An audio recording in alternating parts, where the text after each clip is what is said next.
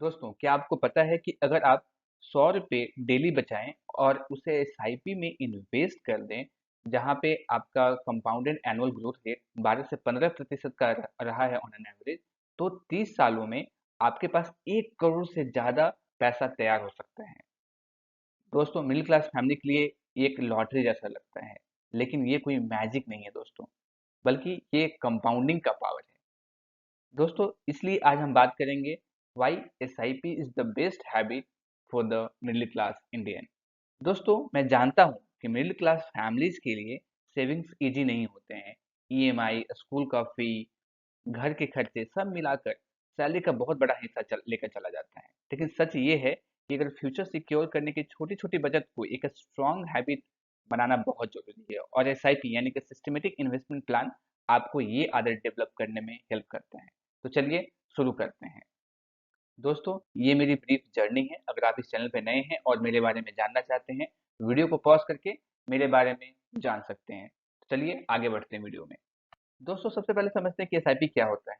Simple शब्दों में अगर समझे दोस्तों, तो एसआईपी एक तरीका है म्यूचुअल फंड में इन्वेस्ट करने का, जहाँ पे आप हर महीने एक फिक्स्ड अमाउंट, जैसे कि आप 1000, 500, 5000, 10,000 अपने अकाउंट से ऑटो डेबिट करवाते हैं, और आपके जो छोटे छोटे अमाउंट लॉन्ग टर्म में एक आपको बड़ा रिटर्न देता है। तो सब समझते हैं कि एसआईपी मिडिल क्लास फैमिलीज के लिए कैसे काम करता है और क्यों काम करता है। सबसे पहली बात कि ये इसलिए काम करता है क्योंकि आपको एक डिसिप्लिन क्रिएट करवाता है, क्योंकि एसआईपी में दोस्तों आपको हर महीने कुछ कुछ स्मॉल स्मॉल अमाउंट आपको इन्वेस्ट करना होता है, तो आपको ऑटोमेटिकली आपका एक डिसिप्लिन, फाइनेंशियल डिसिप्लिन बन जाता है। दूसरा कि आपके जो स्मॉल सेविंग्स है, छोटी बचत से भी यहाँ पे बड़ा पैसा तैयार हो जाता है।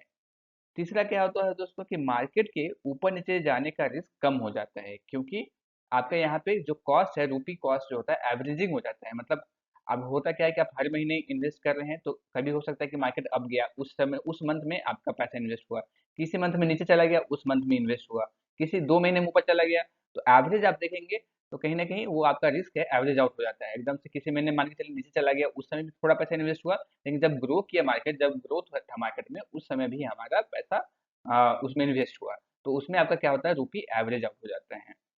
और लास्ट बात दोस्तों, जो सबसे बड़ी बात है कि मिडिल क्लास को एकदम से 5 लाख रुपए इकट्ठा करना वो ज़्यादा मुश्किल है। अगर आप 5 रुपये आपको मैं बोलूँ या 500 रुपये बोलूँ, आप इन्वेस्ट कर सकते हैं बहुत इजीली से, लेकिन एकदम से मैं बोलूँ कि हर महीने 5 लाख रुपए करना है, वो डिफिकल्ट होता है।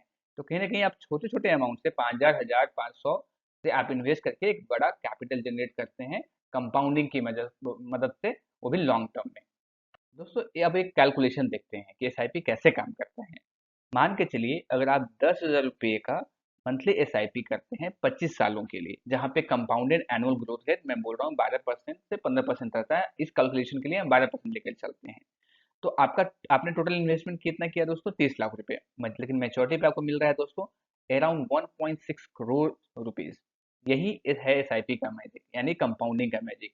ये मतलब ये जो आपको 10,000 रुपये मंथली करना, इसमें क्या है दोस्तों कि आप जो चाय, पिज्जा, वीकेंड्स में आउटिंग स्किप करके जो पैसे बचा रहे हैं, उसका रिवार्ड आपको लाइफ चेंजिंग होता है। आपको जब इतना बड़ा पैसा मिलता है आपको 20-25 सालों के बाद, तो कहीं ना कहीं आपका जो रिवार्ड होता है वो लाइफ चेंजिंग होता है।